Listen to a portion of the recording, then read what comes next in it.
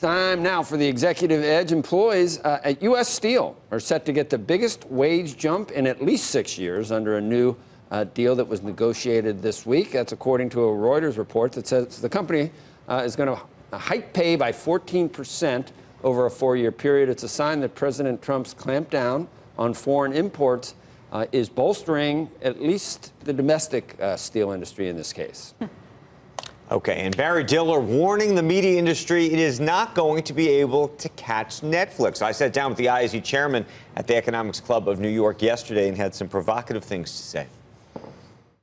They have such a lead that there is nobody that is going to compete with them at that level. Doesn't mean other people aren't going to have, let's call it, successful streaming services of 20 or 30 million, but to think that you can invest whatever you think you could invest and ever get up into their numbers is kind of a fool's errand. After the bell last night, Netflix reported it had hit 137 million subscribers, and we will bring you much more of this interview throughout the morning. Recreational marijuana is now legal in Canada. This was the scene. Check this out.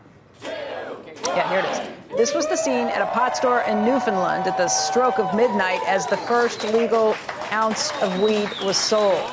The man behind the register was Bruce Linton, who's the CEO of Canopy Growth. We've seen him here on this show. The country's largest pot company, making the very first sale himself.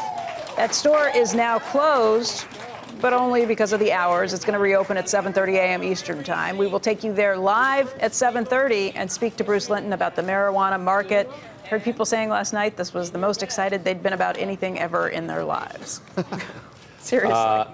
Except maybe this next story for certain people. Roll out the Andrew, you're going to win. You think you're going to win. I know you're going to buy a ticket. You can't wait to spend the money. You're not sure what you're going to spend the money on. I didn't play the lottery this time. Because you didn't know, right? No, because I just forgot. But my kids and I know, but we had a whole conversation in a taxi cab over the weekend about what we're going to do with the money.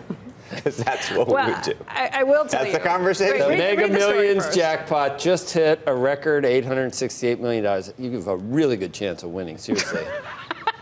That's because no one, shocking, no one had all 6 winning numbers because it's only 1 in 800 gazillion that you might get it, which could happen. So anyway, you're saying there's a chance? It's always I really don't think there is. I think you round down to nobody wins. I think those are fake people. Anyway, this is last night's drawing. The pot has been growing since July. The next thing we do is tell you what you get to take home in a lump sum. Drawing is on Friday. If no one wins, I'm going to buy.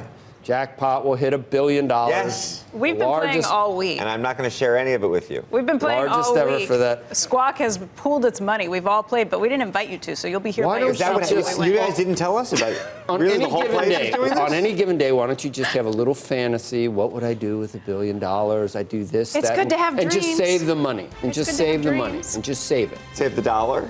Because the dollar will never get me the dream. You don't need the dollar to get... Oh, you're saying I can dream without the dollar. You give me, I'll buy your tickets for you.